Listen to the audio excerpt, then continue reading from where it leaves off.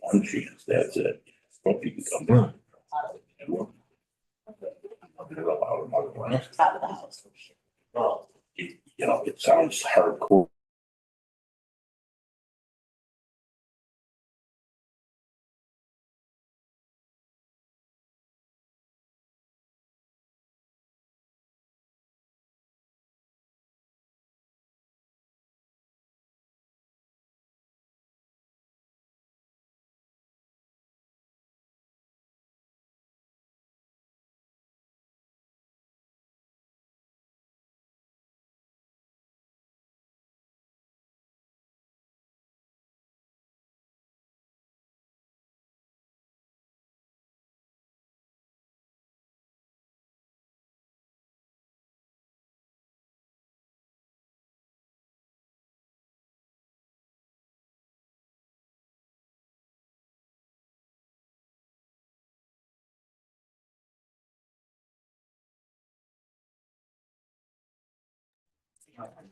All right. We got Probably more. good evening, everybody. I'd like to call the Thursday, May 1st committee meeting of the whole for administration to order at 6:03 PM. Apologize for the delay. I was rushing back from I don't know, my fifth meeting today or something like that. So here. We will start with roll call. Carl Johnson here. Ryan Curry. Here. Ryan Schneider. Here. Here. Josh Shoemaker. Here. Tom Wahlberg. Here. Patterson. Matt Regano. He is going to be absent. Riley. Here. Marion Thornberry. Here. All right. I would ask for a motion. Mr. Logston is joining us remotely, so I'd ask for a motion to allow him to join. Motion by Mr. Schneider, seconded by Mr. Curry. Any discussion? What's he? Ms. Patterson, and she said she had requested that opportunity to also. Is she online? I do not have anybody else online. Okay, if she pops up, then please let us know. Will do. She's in Cincinnati for her daughter's graduation. Okay. So no other discussion? All in favor to allow Mr. Logston, signify by saying aye. Aye. Opposed? Motion carries. Welcome, Mr. Logston. Well, thank you very much. Next, I'd ask for a motion to approve the agenda as presented. To Mr. Shoemaker, seconded by Mr. Schneider. Any discussion? All in favor, say aye. Aye. Opposed? Motion carries.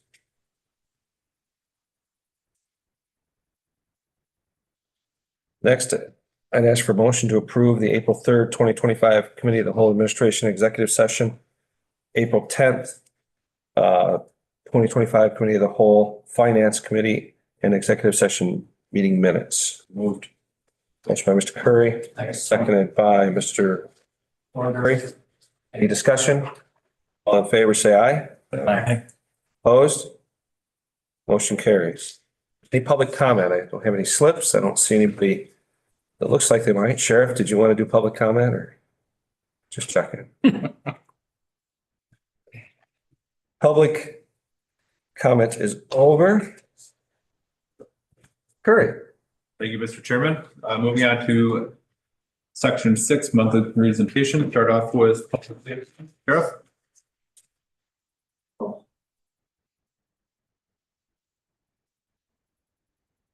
All right, good evening.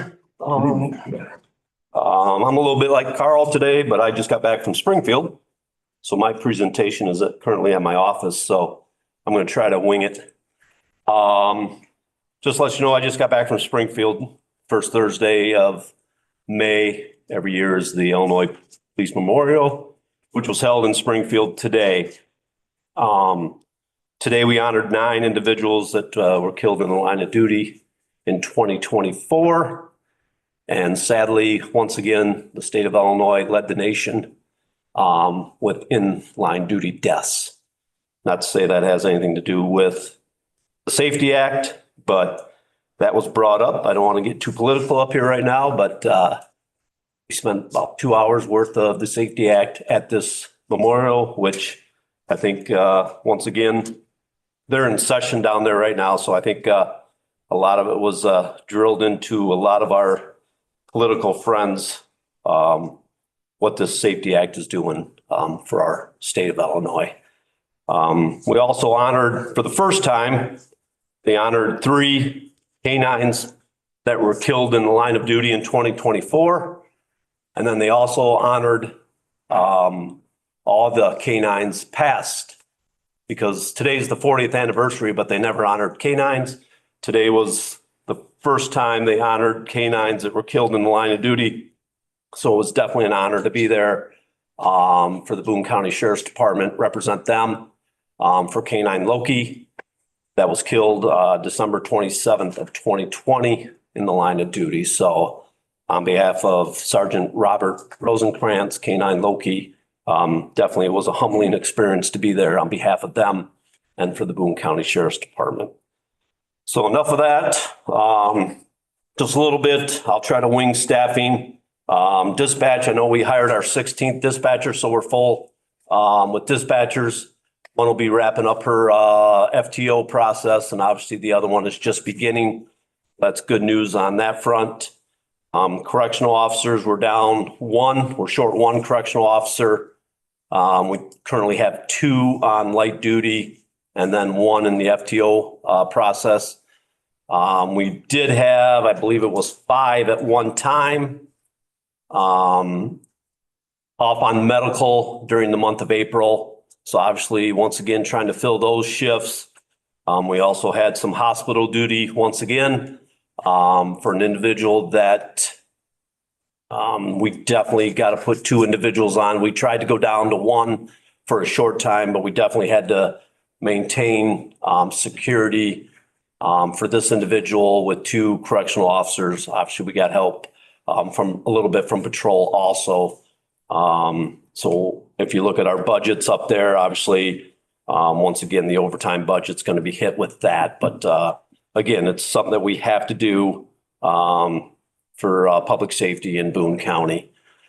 Then did I mention that we have 1 in FTO in corrections. In patrol, last Thursday, we had 2 graduate from the Sauk Valley Police Academy. That brings us to full staff on patrol. We currently have 3 in FTO. Obviously, those 2 just started, so they'll be in the FTO program till almost September 1st.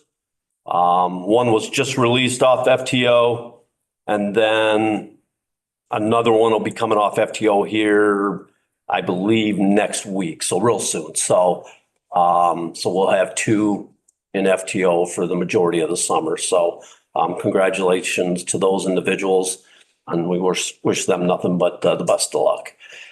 As calls for service that I know of, we had a single car traffic fatality on April 21st.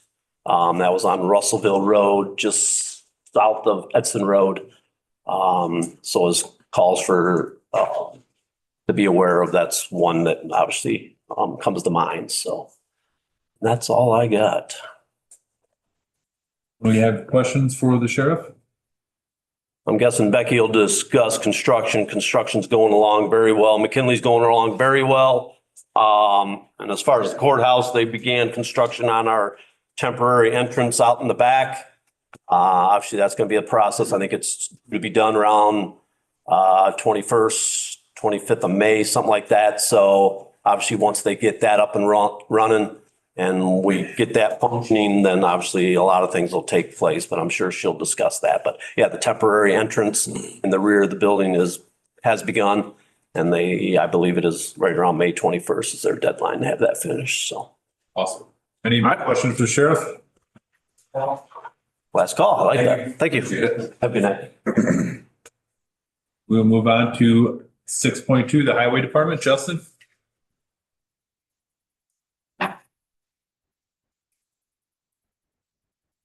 So this past month, we had an opportunity to do something pretty neat. Nobody's done this in the district, IDOT District 2, 10 County District. So we were able to purchase some old railroad tanker cars and cut the ends off and use those for pipes.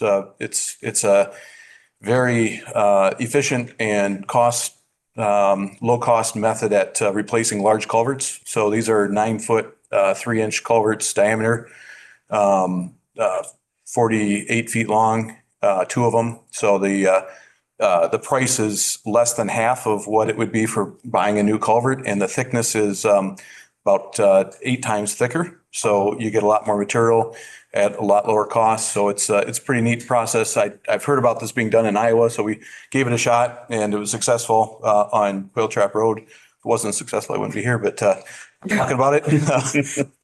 So Quail Trap Road, just probably 3/4 of a mile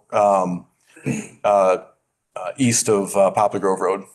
So we were able to widen up the road a little bit, and so it's pretty good. The picture to the right, you can see where the existing culvert's real close to the edge of the road. So we were able to get a better shoulder now, a 5-foot shoulder on both sides with a longer culvert in there. So that was a cool project we just got done with a couple weeks ago.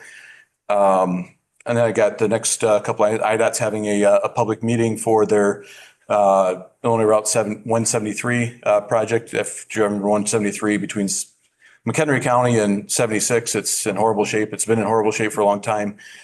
A lot of people are asking about it. So the meeting is May 21st up at the Lions Club in Capron. So, or the Lions building there on the north side of the park. So it's public input. I was actually in Springfield yesterday, and IDOT right now has a huge amount of money in their road fund. Concerns that they're going to be cutting road budgets because of the amount of money they've got. Over $6 billion just sitting there. So we're trying to get some of that on the local side to spend because IDOT just can't spend it enough. They don't have the staff and the structure. The IDOT themselves just can't operate very quickly sometimes. So anyway, so this project, 173, they're really trying to get out the door quickly. They're trying to get a lot of projects out the door quickly. So right now, the quickest they can get it out is 27 is what they're talking. So yeah, there's an invitation on there. The next 2 items, I got good news and bad news. I'll do the good news first is I guess I got the bad news first. Over the last many years, decade probably at least, Boone County has been in a very unique situation across the state and many other areas. We've got great quarries and we've had a lot of asphalt plants.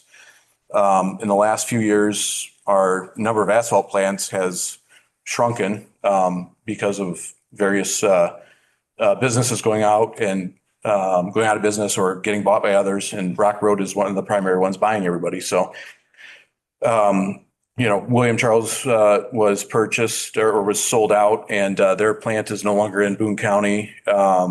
Curran, late last year, sold their plant to Rock Road. So in anticipation of that, and we'll talk about that later in tonight's agenda, we didn't do quite as much asphalt, but knowing that we've been getting cheap asphalt the last couple of years, we've done a lot, and we've got a lot of good pavement out there. So we're not in a bad situation, and hopefully talking to some of the other Currans and some of the other folks out there, it sounds like there's probably within the next 3 to 5 years, there'll probably be a plant maybe coming that would bring back competition. So for example, 5 years ago, we were at like $50 some a ton. Last year, we were in the 60s.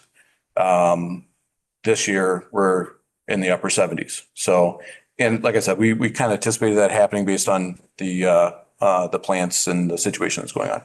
So that's the bad news.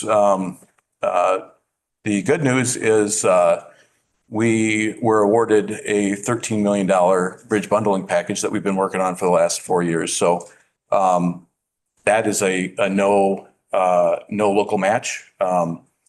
So that would take care of, that would get us over the hump. I've been,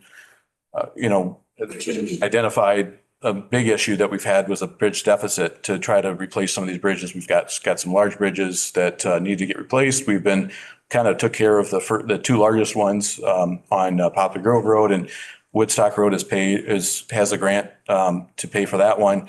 And then the bridges over the Piscataqua, we've got we have 4 up there. McHenry County's got 1. Those are large structures. Those are 140-foot span total bridge length structures. So those are, a little bit, maybe 2.3 million or so, a little over 2 million a piece. So anyway, that's great news. So I think that I'm going to try to recalculate everything based on, this information and just look at our cash flows and our balances and project out. In the past, it didn't look good, but I think this gets us over the hump. So I think we're, I think we're going to be in good shape going forward. So, I think that's everything I had for tonight. Try to keep it quick. Thank you, Justin. Anybody have any questions for Justin? Go ahead, Dave. What is there, sort of for IDOT, believe it or not, in the early 70s for brief periods of time, they used to have they always had an identifying number for a project. Do you have that identifying number for that 173? Yeah, that identifying number is a section number, they call it. Yeah. And I don't, but I can Give get it to me because I'd like to contact representatives and senators and chime in on that. Yep, certainly We'll will. talk. Yep. And certainly this notification for the meeting on May 21st. 21. Yep, that would be a good time to talk to IDOT directly, but yeah, I'll get you that number. Thank you. Great job on that bundle also. Yeah. That's huge. Yeah, well, and this board passed that resolution a couple months ago, and so we've been just really pushing at it. So that's I try not to go on too long on this topic, but it's been a big federal and other states have been doing it. Illinois still doesn't have a program. We did that on our design for it, so we had already started the process, and we were the only one selected out of the state of Illinois for award for construction and bundling because we were the only one to that point. So, which is going to be great because we'll get, 13 million. Everybody else will be getting, $2 million packages for the design and the construction. So, but yeah, it's kind of a long time coming. And according to IDOT, it was a no brainer because we had already started the process quite a bit. So it was good and like I said, it'll get us over that hump, that bridge. Speaks up to your competence. So it's obviously. I think we're lucky. It was good timing on a lot of things. So yeah, it was just the timing worked out perfect. So We appreciate it. So thank you. Yep. Anybody have any questions anymore? What time was that May 21 meeting? 1 to 6, I believe. All right. Thank you, Justin. All right. We will move on to quarterly department presentations. 7.1 State's Attorney, Tricia.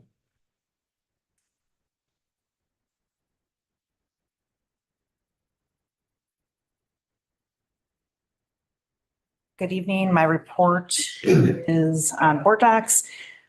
Basically, in summary, we had worked with the Animal Services because they were the beneficiary of an estate.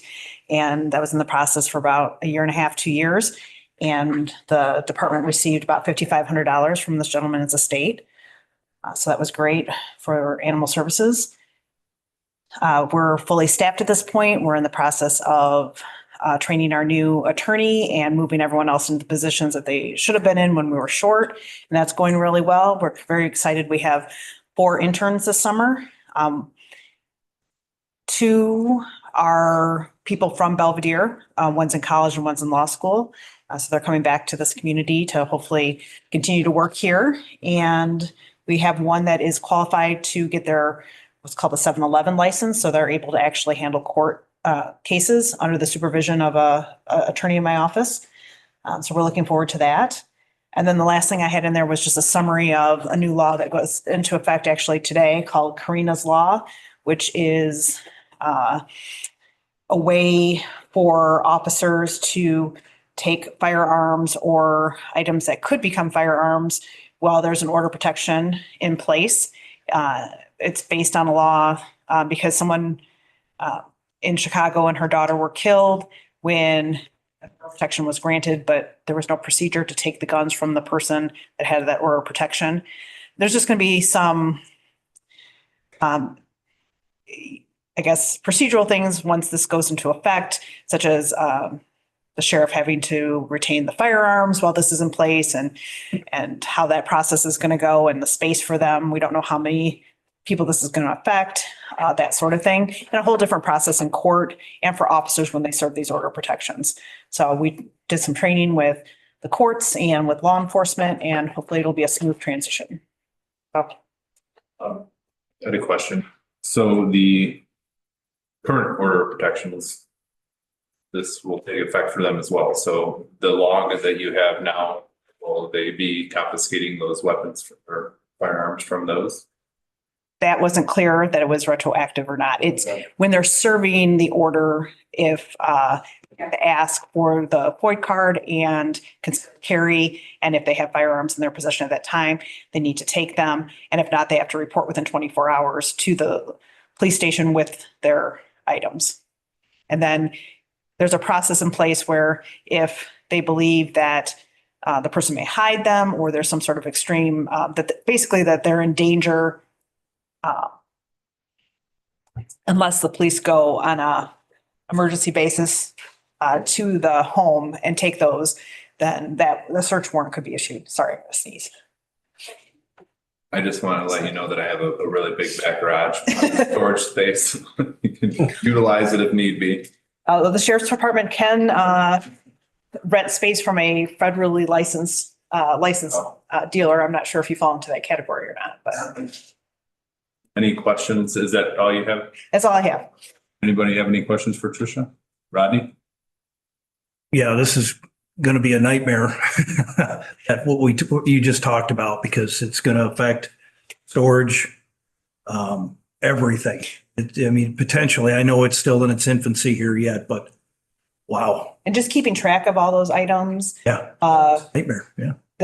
Once the cards are taken and they get sent to the state police, people getting their FOID cards back, because oftentimes, I shouldn't say all the time, but an emergency order of protection is granted and then it's dropped in a few weeks. So then, so just see how it goes. And we'll, like I said in my report, we'll report back probably 6 months to a year and see. And there might be tweaks from the legislature too, depending on how that goes.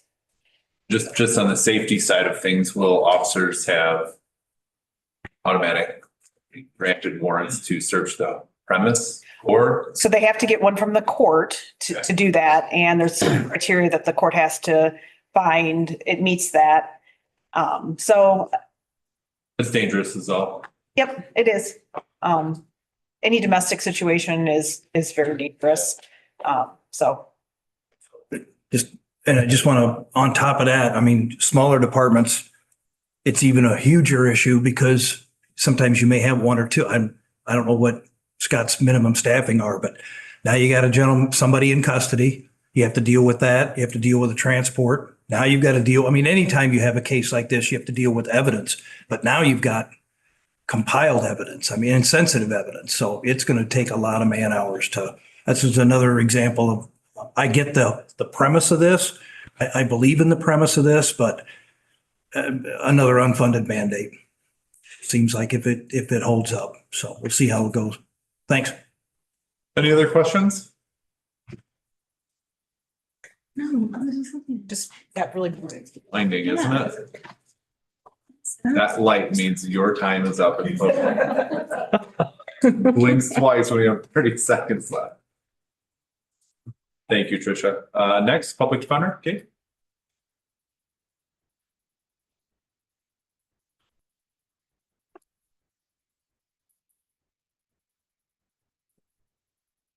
All right. Hopefully you can hear me okay. Yeah. Okay.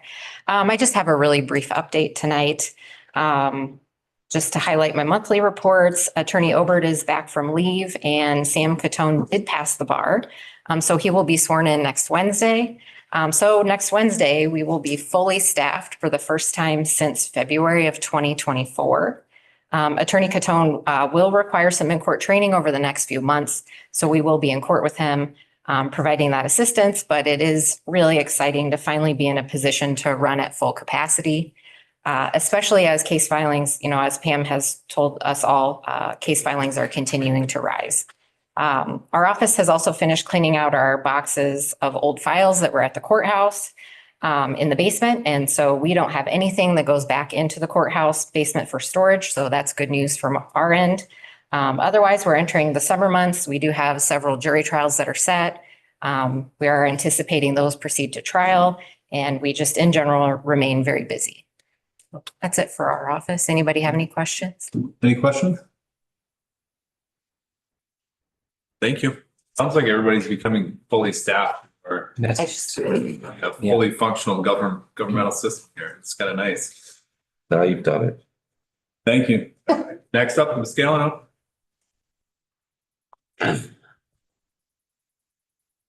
Probation in case anyone. Good evening. Usually we don't talk about being fully staffed, just for the record. It's a jinx. Yes. Quiet here. Yes. As you see on board docs, there's information about my expenditures for the month. And my year to date is also on board docs. In my narrative, I provided information about training that my officers went to in the month of April, some training that some of us will be going to in May. The FVCC, which is the Family Violence Coordinating Council, which many of us in the courthouse belong to.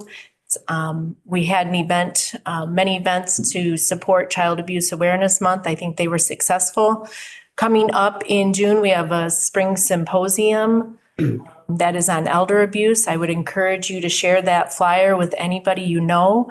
We certainly see an uptick in elder abuse related to financial problems of the elderly getting swindled, for no better words, over the phone or by text, by email. My office, in conjunction with Ms. Smith's office and several other departments, core program, remedies, we're all part of this FVCC, are part of putting on this spring symposium. It's free of charge.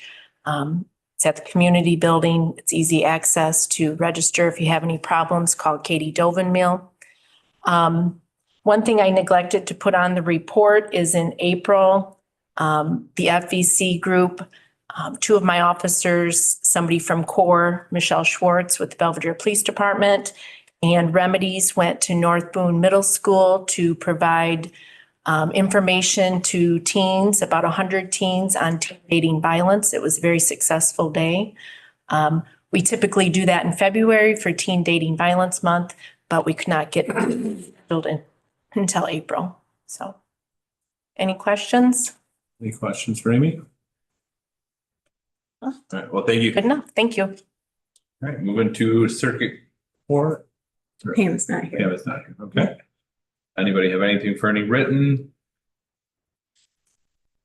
Okay, we will move on to new business 9.1.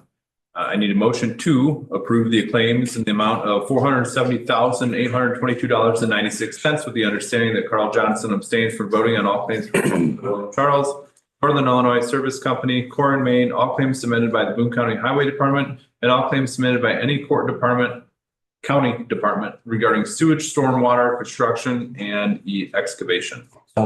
Motion made by Dave Wilson, seconded by Brian Schneider. Discussion? Roll call, please. Carl Johnson, yes. Ryan Curry, Yes. Brian Schneider, Yes. Dave Wiltsey, Aye. Josh Shoemaker, Yes. Tom Wahlberg, Aye. Dana Logston, Yes. Rodney Riley, Yes. Marion Thornberry. Yes. Motion carries.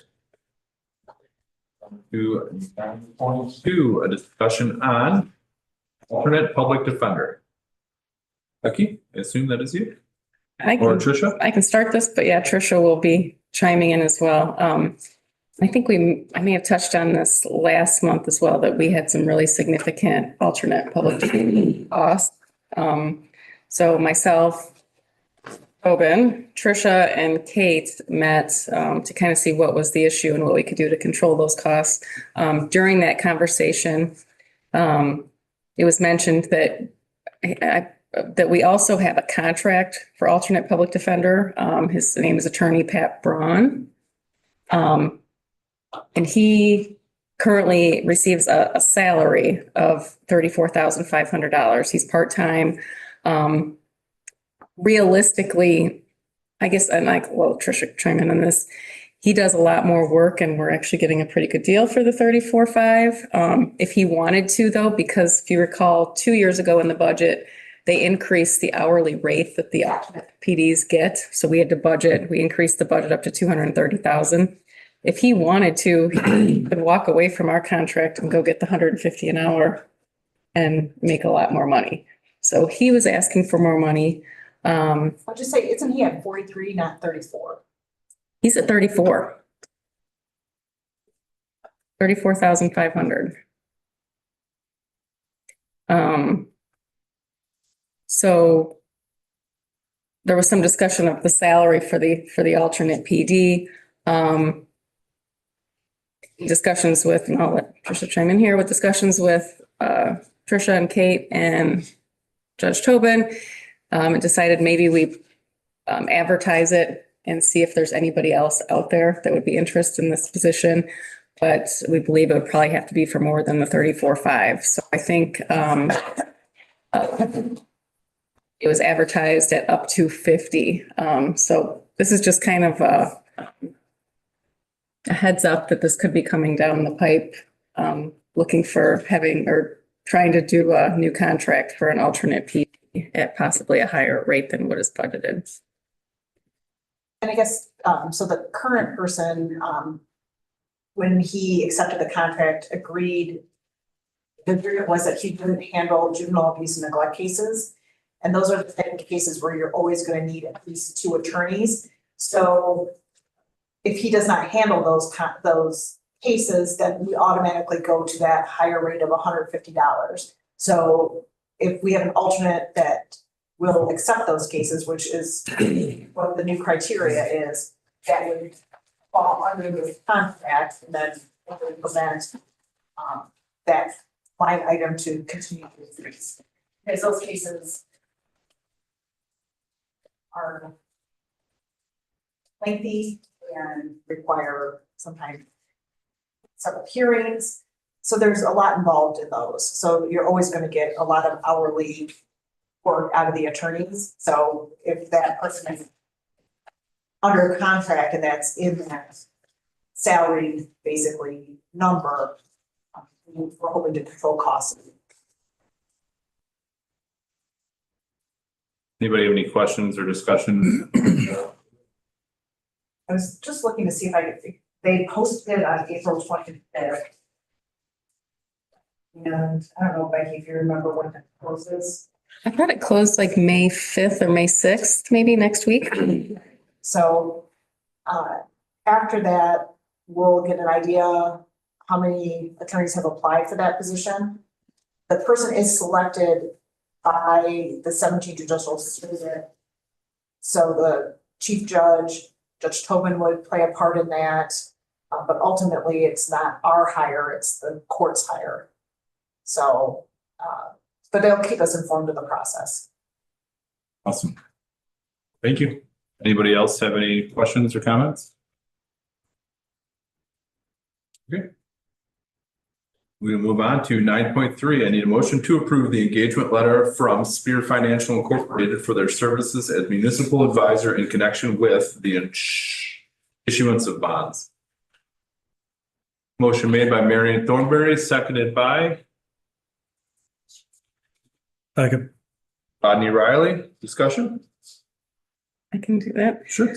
So as you know, part of the fundings, one of the funding sources that we're using to fund all these capital projects will be the sale of bonds. So we're starting that process. We're required by state statute to pass an ordinance related to selling those bonds, holding a public hearing. We don't have to go to referendum or anything like that because we're not asking the taxpayers to go above and beyond, you know, what we're currently allowed to do under statute, but we are required to hold a public hearing and go through that process. So this process is starting. We're recommending Spear Financial as our municipal advisor. We've used them in the past numerous times. They already do our disclosure statements for our current bonds, so they're very familiar with us. And their fee for this will be $18,000. I assume that fee is just a percentage of the bond, right? Right, it's based on the dollar amount. And this is based off of a $7 million sale.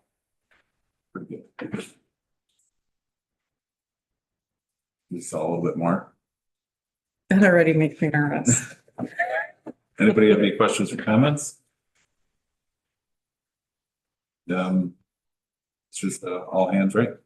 All those in favor say aye. Hi. Aye. All opposed, same sign. Motion carries. Item or 9.5, I need a motion to approve ordinance 25-07 licensed short-term vacation rentals. Oh, you missed- Forgot 9.4. Yeah, I was just joking.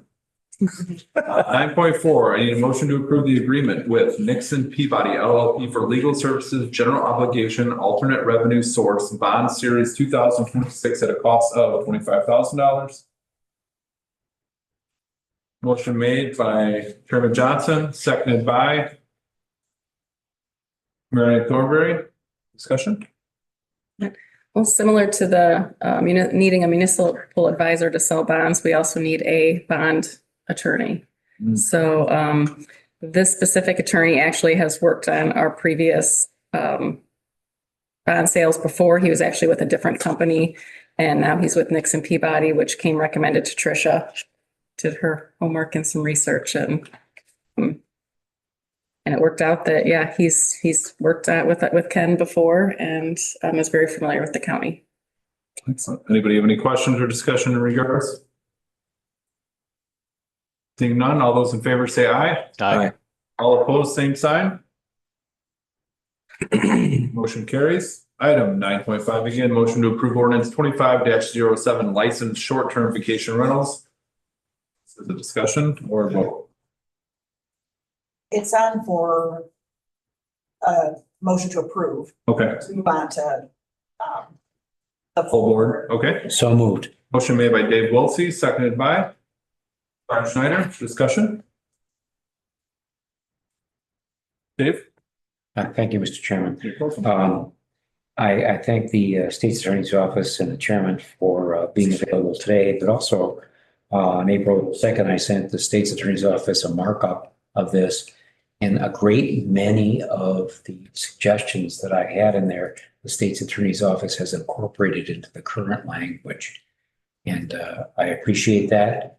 My whole problem with this last month or 2 months ago wasn't that I was opposed to the use, but I just wanted to see a license that had some teeth in it. And a lot of that has come to pass. I was told Jessica was also available and called me today. She was estimating a handful of current such uses may have been in effect before we passed this thing. And on that basis, I said like 5, or she said, yeah, that's probably a fair number. So I am not opposed to going to 7 or 8 instead of 5. As we had talked about, Brian and I and Josh, some time ago. So I would just like to prefer to stay at 7, but I'm not, as I said, that's not my hill to die on.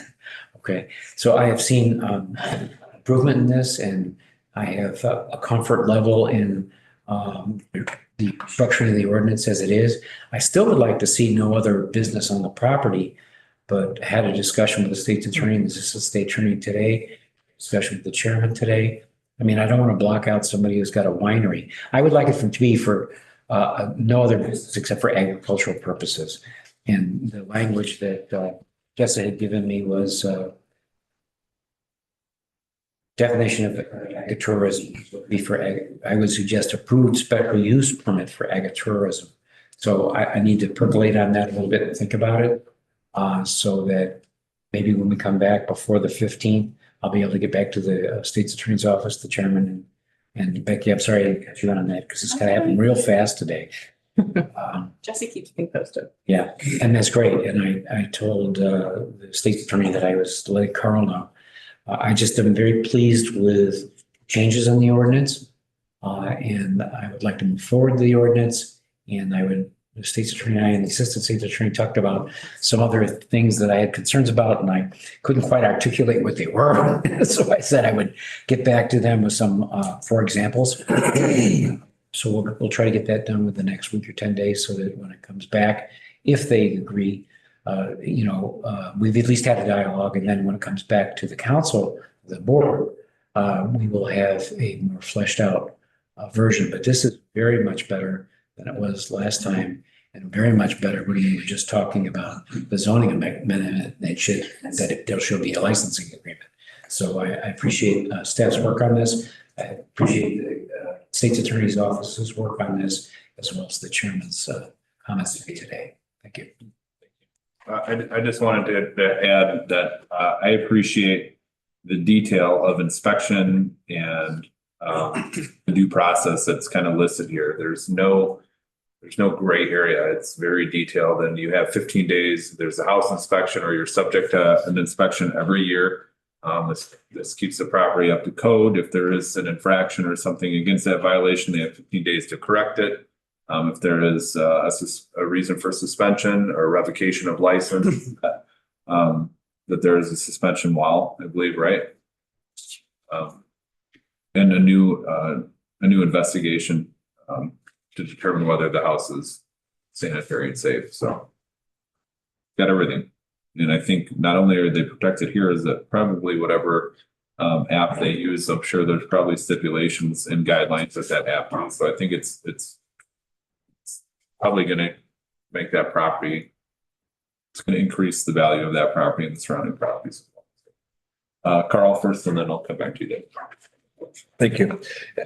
For the state's attorney and for Jesse too, I just want to make sure that you're comfortable that the language we have in here, should somebody violate, we've got enough teeth in here that we can revoke that license, suspend it, all that kind of stuff, that you're real comfortable that we're strong enough in that language. I mean, we've designed it as such. Yes, I think we're both on the same page that we believe it is. Okay. Mr. Wiltse, then I'll come over to you, Tom. Sorry.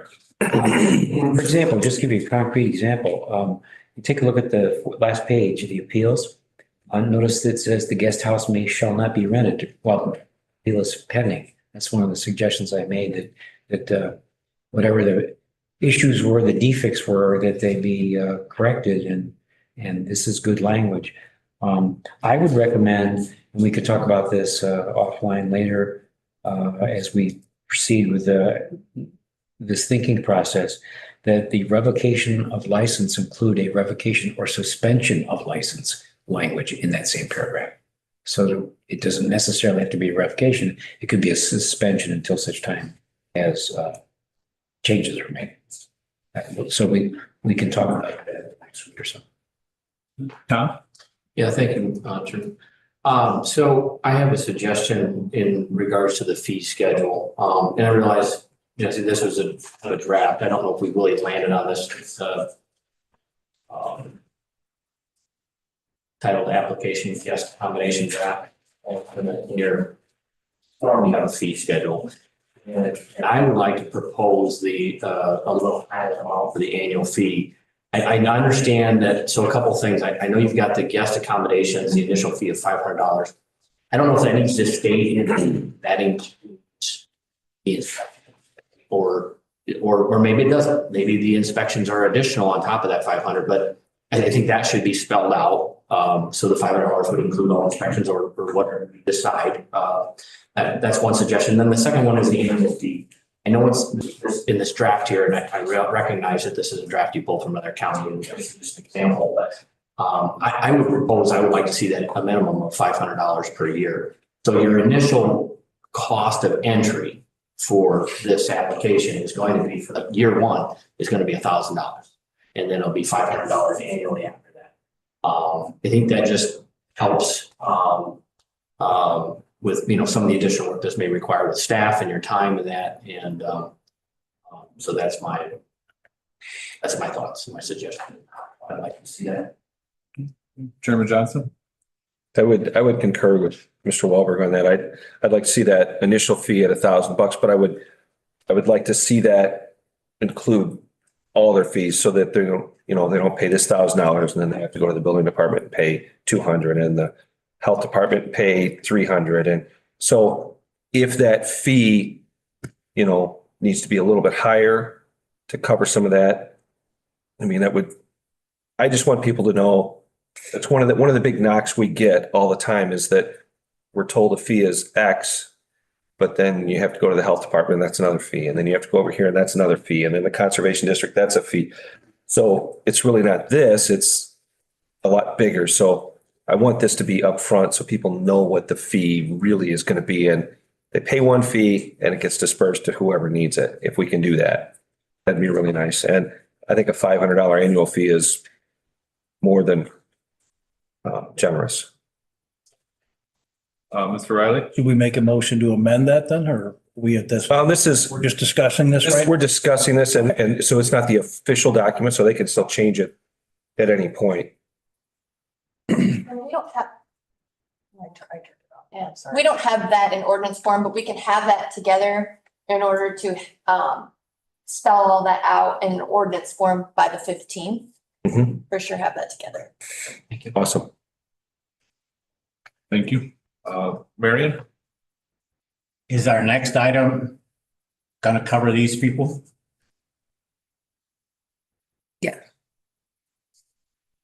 Oh, Because if you look at the definition under the next item, basically describes these people, good point. even though it says motel, hotel. The definition under hotel, motel, other than the fact that it's talking about motel and hotels, it talks about bedrooms and stuff like that, so. That's why it's on. Okay. Rodney? I'd still like to take a look at page 1 as well. I think Mr. Wiltsey might have mentioned it or touched on it, but number of licenses available, as I'm trying to swallow this a little bit more all the time, I still think we should start with the 5 that we have or that we think we have. Get that under control, make sure that that is being able to do the enforcements and that type of thing is in line. I don't think that's asking too much to just get legitimized what we have now before we move on any further. So that would be my suggestion to change that. And also I had a note here on the 3rd page, I think it is 1, 2, 3, where it's talking about King's paragraph F. I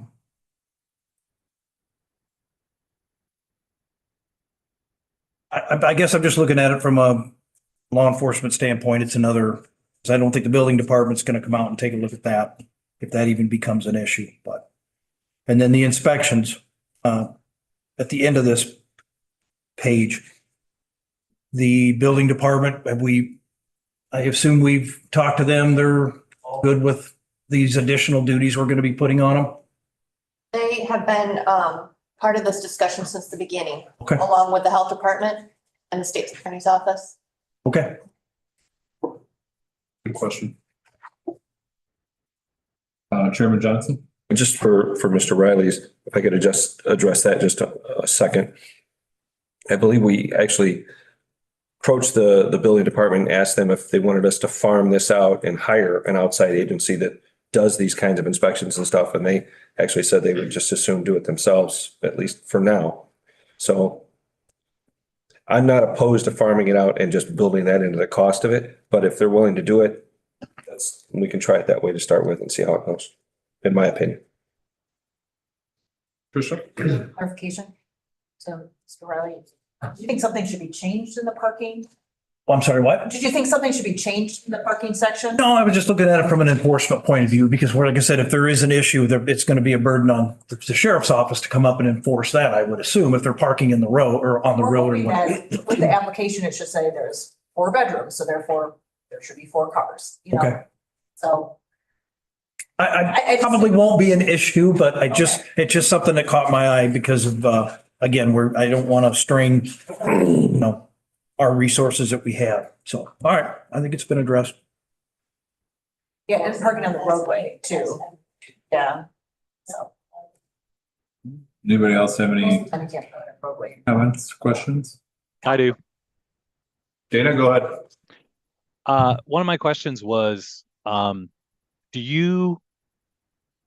list of licensees, is this going to be public record? Like, are we going to be able to find out who's who's got what? Or is this kind of thing like somebody's going to file for it and then that's going to be the end of it and it's all going to go through zoning and all that? And like the public will never know who owns what. No, it's public record. You'll be able to see it on VRB almost. List. Yeah, there'll be a list though. I'm talking about the actual licensees, not just the home. Oh, who they are. But Yeah, that, Dana, that will all be matter of public record. Anybody could FOIA any of that information, or I don't think we need to try and hide it in any manner. I think, in fact, if I were a business owner, I'd say, please post it on your front page and we're the owners and whatnot. And even at that, if we didn't have the specific owner up in our information, if you look it up on a VRBO or any of these apps, they tell you who the owners are when you look at them to rent a place. So there's nothing about it that will be in any way secret. So people will be able to find out who the owners are and where it's located and those kinds of things. That's helpful. any other questions? Comments? All right, all those in favor say aye. Aye. All opposed, same sign. Motion carries. Moving to 9.6, discussion on hotel motel tax. Becky? So this is just a draft and this does go along. The reason you're seeing it tonight is so that this could also be in place if this is what you want to do by the time that the ordinances are approved and short-term rentals are in place. This is just a draft. Like I said, the state's attorney's office still needs to review, and we need to make sure this language matches other language. So this is just something I threw together quick a couple days ago, but gives you an idea of what we'd be looking at. This is a local sales tax, so it would go through the treasurer's office or designee. I told him our office could handle it if we wanted to, especially if there's only 5 or 10 of them. To start off with, it would be quarterly payments. There'd be a form that they have to fill out. They have to show us receipts, everything that they would send to the state. So just making sure if this is something you want, we'll continue to proceed and have the state's attorney review and have this on the agenda for the board as well. Mr. Riley? I guess that just sparked another question for me. And I don't know because I haven't looked at a farm tax bill in years. But I know A1 is taxed differently. I think we should, and maybe I'm way off here, I don't know, but I think if they're going to use the property for this, they should be taxed completely different because they're using it for a different source. I mean, granted, the ground around it might still be, it's A1 and they're farming it. But when you start using the house for something like this, I think that maybe doesn't change its zoning, but it should change something as far as the tax code goes because it's making a different type of a profit than a crop would.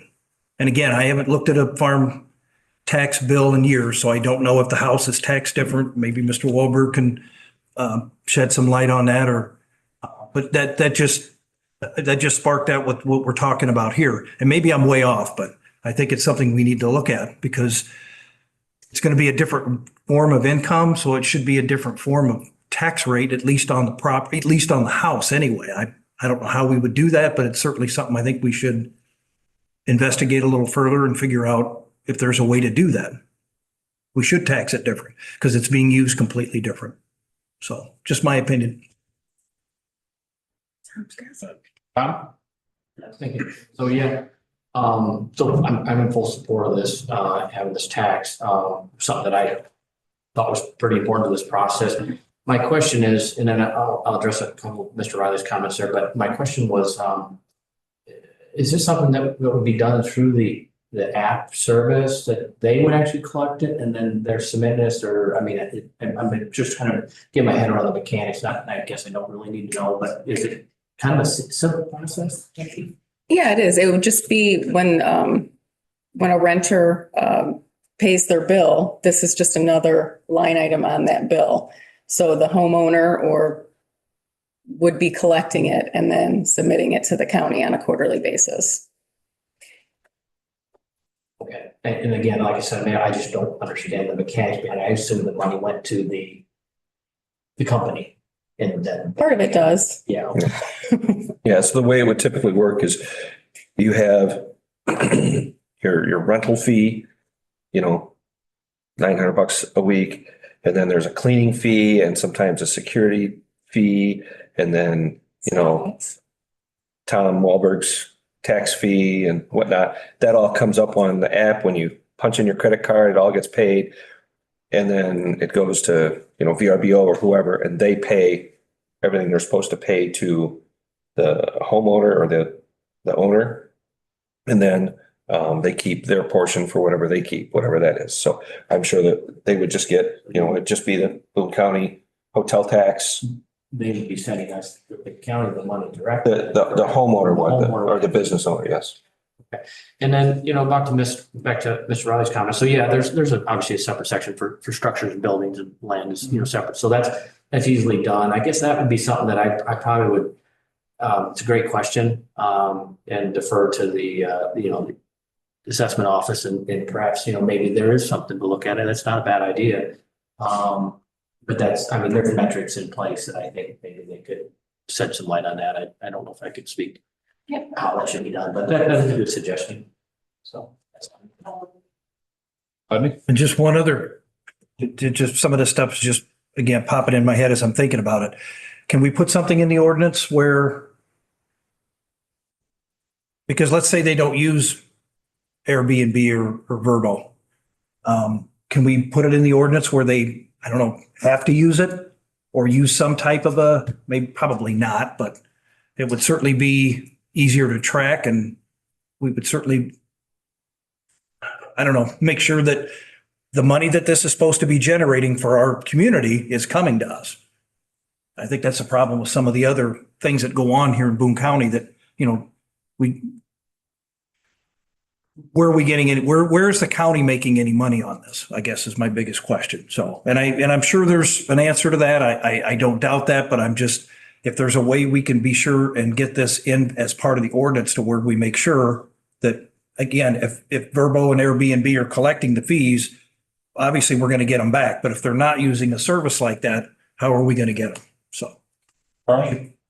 I think I think they still have to keep a record of everybody that stays.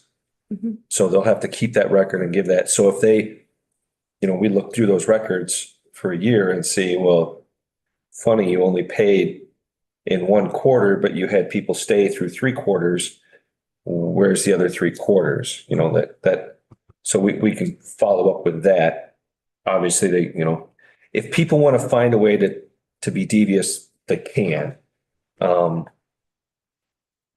We can do, but for the most part, most people are going to use those apps because they get insurance, they get a lot of other things, plus advertisement through those. So you might miss 1 or 2, but for the most part, I think they're going to use the apps. Marion? Following that a little closer. I know you can get the property tax whether you use it or not. But the only way you're gonna get a motel tax is if somebody actually rents the room. So if that room doesn't get rented for 6 months, you don't get no taxes for 6 months except for the property tax.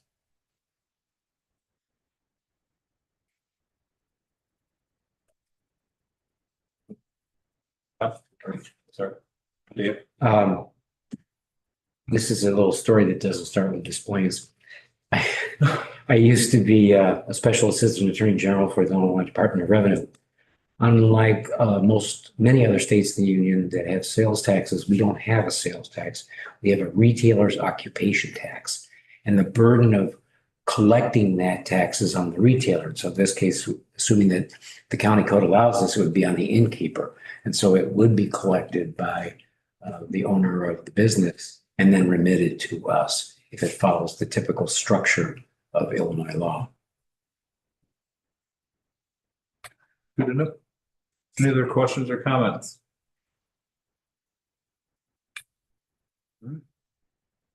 Seeing none, we will move on. Is that all right? Yep. Okay. Just getting direction. I need a motion to approve section 25-X 000 -02-GM material quotations, unit prices provided.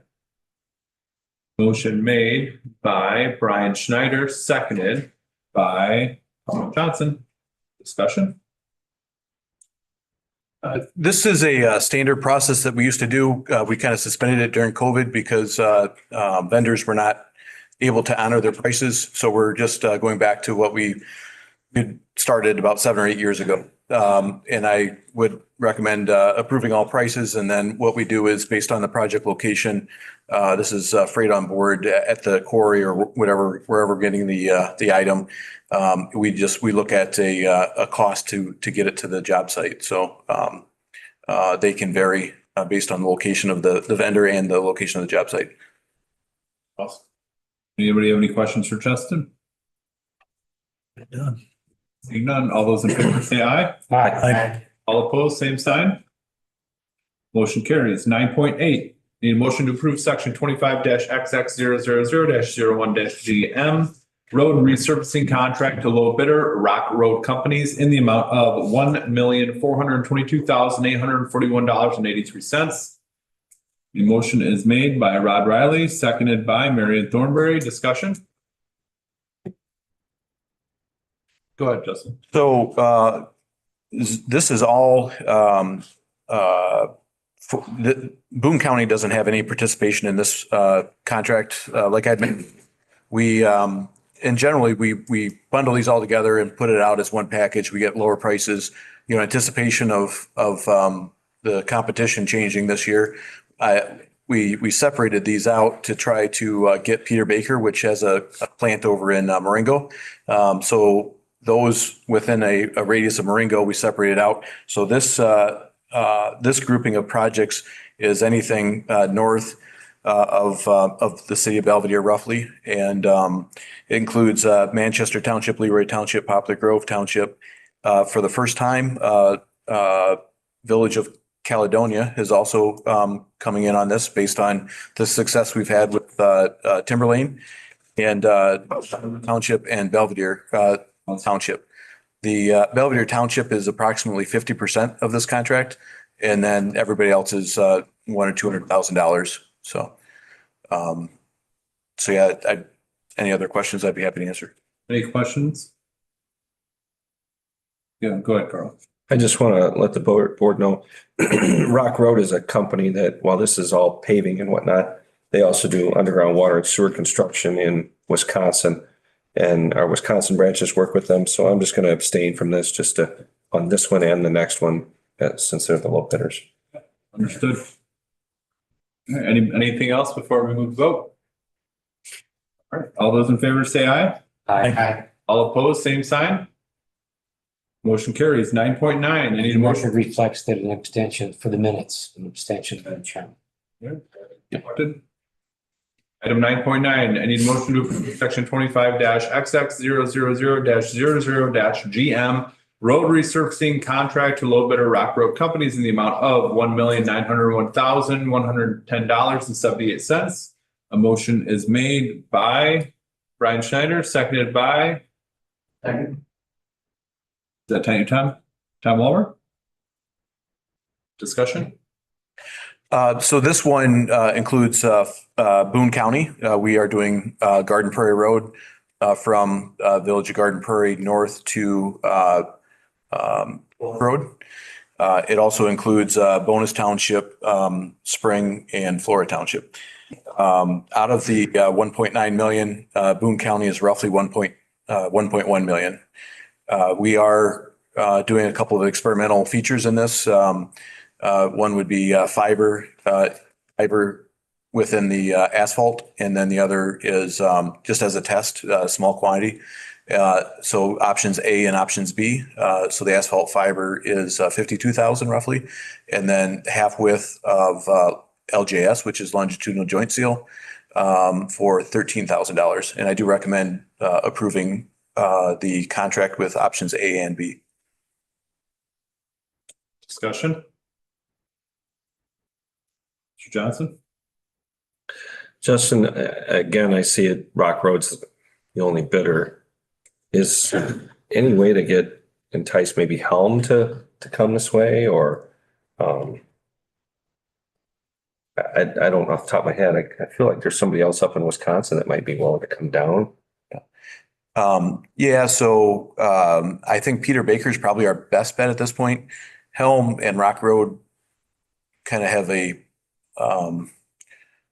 tend to have an agreement or they don't. They don't cross their line. Correct. Yes. Yep. However, I know that Peter Baker does cross the line and Rock Road did believe Peter Baker was going to bid this, and I set it up specifically to look like they were going to bid this. So, and that's why you see the price difference per ton. You're seeing 75 versus 79. That $4 difference is clearly the competition difference. So, I think long term, certainly I have reached out to Kern, Peter Baker. I haven't I guess I did talk to Helm, but yeah, I'll definitely look into that a little bit more, but It's quite a ways for Helm Yeah. to go, so yep. especially with not having a plant here. I mean, I think our closest plant is Freeport, right? It is, yes. Yep. I think our best bet is with Kern. Kern is actively talking to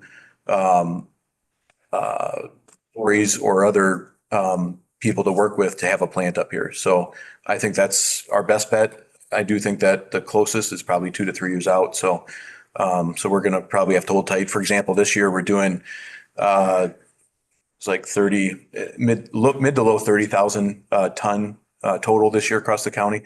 In the last few years, we've done 60 some thousand ton per year. So we're doing substantially less tonnage. And I would expect that to happen, the next couple of years until we, and it depends on, knowing this was coming in, I did talk to the Kennedys, with the owners of Rock Road, and said, how bad are you going to screw us this year? And, because everyone knew what was happening. And I think they realized that if they get too greedy, that's just going to push up that 2 to 3 year window. And it's going to, I think that, and then plus, we still do things to entice a low bid. So I just talked to Winnebago County. Theirs is about $10 more than ours on similar projects, and they're actually closer to the plants over there.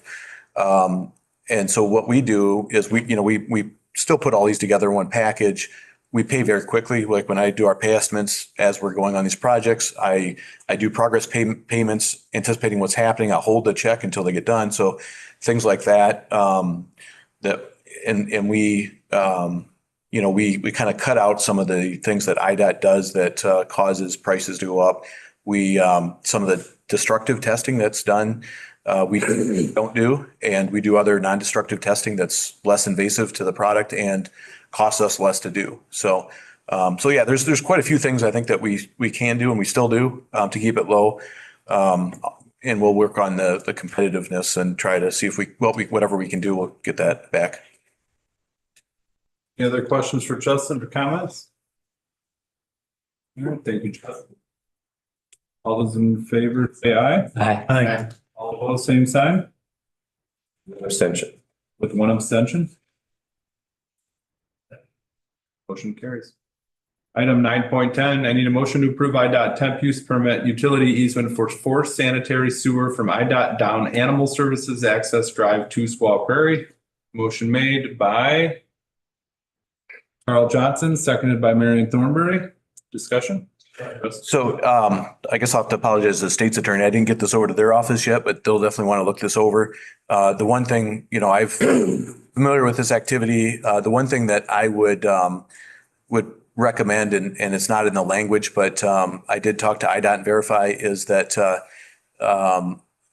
that the county receives a federal land valuation for this. If you choose to grant this easement, that we receive the federal process for land valuation. So, when there's kind of a lengthy process to go through, and they'll figure out what by giving this easement for this this septic line or this, sanitary force main is, has a value. And so that's not in this language. This is a temporary use because again, IDOT takes forever to do it. They've actually started this project 4 years ago. It takes forever for them to do anything. And they're still not ready. So this temporary, their septic system is failing. So they need to have this built quicker than they can actually process the paperwork to make it a permanent easement. So they're asking for a temporary easement, temporary use of this land, which is owned by the county. So I would just, I'll work with the state's attorney before the county board meeting to make sure that language is in there so that we get the fair shake on the compensation for providing this easement. But I do think that this is, IDOT's maintenance facility in the county. We work together on many things, and I think this is something that we should support. And from the health department's perspective too, they have a failing septic system, so they're tying onto the city system through a pump injector system. Any questions for Justin? Comments? All those in favor say aye. Aye. All opposed, same sign. Motion carries. 9.11, I need a motion to approve resolution 25-18, resolution to reduce the number of Illinois Route 76 intersections from 3 intersections to 1 intersection. Motion made by Chairman Johnson, seconded by Rodney Riley. Discussion? So I apologize. I feel like we're talking about this every month for the last 6 months, but I think we're making headway. IDOT did ask for some type of commitment, and I believe that this is what we'll, if this passes, this would give them that commitment to further progress along a design for one intersection, bringing Woodstock Road down, Spring Creek up to the Caledonia intersection, and having a 5-legged roundabout instead of three or 2 roundabouts. So, I think this is like the resolution states, this is a more efficient and safe system, having 1 intersection versus 2 or 3. So I do recommend the support for this. I do think that this, I'm surprised, actually. I didn't expect us to get IDOT support, but it sounds like we are getting in that direction. So. Awesome. Mr. Wahlberg? Thank you, Mr. Curry. Yeah, I'd just like to commend Justin on this. This has been a long process, and I really appreciate all your work on this. And I support this 100%. Very good. Excellent. Other questions or comments for Justin? Echo it. Thank you very much for all your work. A lot of stuff on here tonight. A lot of stuff, a lot of pots in the fire, so irons in the fire. Like Becky said, Justin show tonight. I didn't mean to do it that way, but it just kind of happened. So. All right. Well, you are definitely appreciated. So, okay. All those in favor say aye. Aye. All opposed, same sign. Carries. 9.12. A motion to move to approve. Need a motion to approve resolution 25-17 supporting 0 roadway fatalities safety target. Motion made by Brian Schneider, seconded by Rodney Riley. Discussion?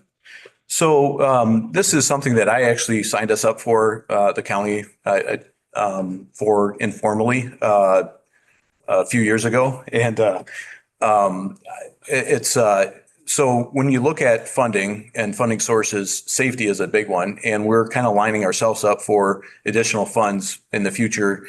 And if it's safety related, whether it's, potholes, guardrails that are damaged, a road that's not wide enough, there's many things that we would do inherently to improve our system that can be safety based. And there is a lot of safety money out there. I think that's our next target, major, safety is always a target of ours. However, I think we formally have things to do to grasp this money and bring it back here locally. And this is one thing that we can do. We do have other programs that are going to be coming up that are tied to being a part of this zero fatality program that the feds have out. So by passing this, this makes us in that pool of funding programs. So I do recommend supporting and passing this. Excellent. Any questions for Justin before we vote? All those in favor say aye. Aye. All opposed, same sign. Motion carries. Thank you, Justin. All right, we'll move on to intergovernmental reports and updates. Anything? Nothing? Okay. Informational items and other business. I put a stack of raffles on your desk, Chairman Johnson. Yep, got those. Correspondence, UCCI advocacy groups, anything? I have one thing for corporate. Did you want to mention the bid opening or you want me to? Oh, yeah, I guess I can just touch on it real quick. We had bid opening today for this facility here. Bids did not come in necessarily as we would have liked. They're about $300,000 over where we had projected. So there's a lot that goes into that though. So staffs and Randy are still looking through those bids, evaluating them and all that. And we'll have a full report probably for finance to give everybody an update. So just so you know, it was, I don't know what, 4.1-ish, 2-ish.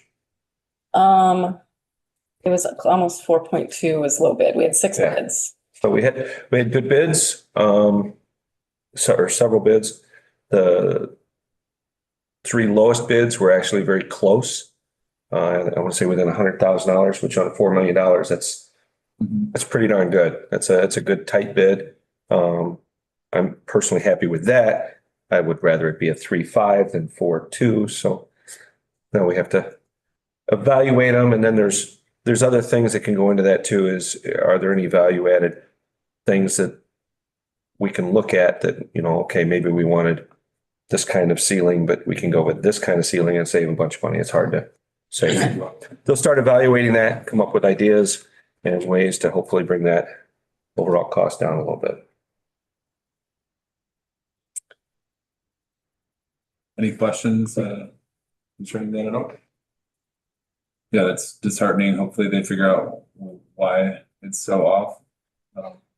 I understand the excuse of tariff and all of those words being thrown away, but I think there's supply. I don't know. That's a word you used. Inflate. Sometimes. Oh, you gotta trust in our staff. Any questions or anything else pertaining to that? We do have executive, I'm sorry, go ahead, Marion. I was just gonna back up to the UCCI thing. They posted their May 19th meeting this month. I won't be here. I'll be on Vets Row. Oh, good for you. What? Well, really cool organization, so glad you get to do that, Marion. It's pretty awesome. You're part of that. We do have executive session, right, Tricia? Yes, for pending litigation. Pending litigation. I need a motion to approve going into executive session for pending litigation. So moved. Motion made by Rodney Riley, seconded by Dave Wiltsey. All those in favor, roll call. Carl Johnson. 6 years, right? Carl Johnson, yes. Curry. Yes. Ronald Schneider. Yes. Dave Wiltsey. Aye. Josh Shoemaker. Yes. Tom Wahlberg. Aye. Dana Logston. Aye. Rodney Riley. Aye. Marion Thornberry.